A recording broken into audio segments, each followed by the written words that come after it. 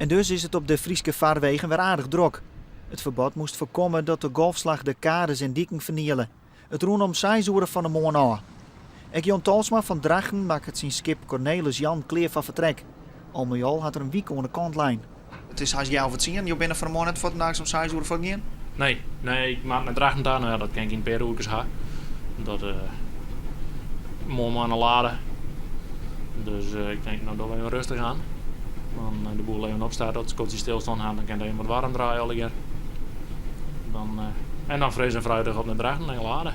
Intussen wordt bij recreatiepark in de Leijten bij Grauw de ski opnaam. Het park moest, lieken ze het jonken lezende eiland de But, ontroemen worden, omdat gewoon dieken op terugbrekken stienen.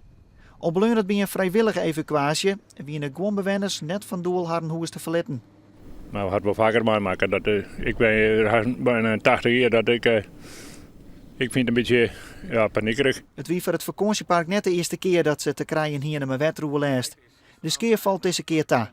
Op hemzelfs is directeur Brouwer wel blijd dat het nou haast dus flink misgaan is. Alle eigen binnen waarschijnlijk nog weer in hier gang dat er echt wel wat gebeuren moet.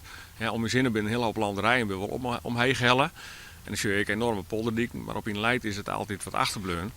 Ja, en je zorgt wat er dan gebeurt als het water wel omheen keert, dan blijft die landerijen natuurlijk wel droog. Maar hier komt het wel naar binnen, of kan het naar binnen komen.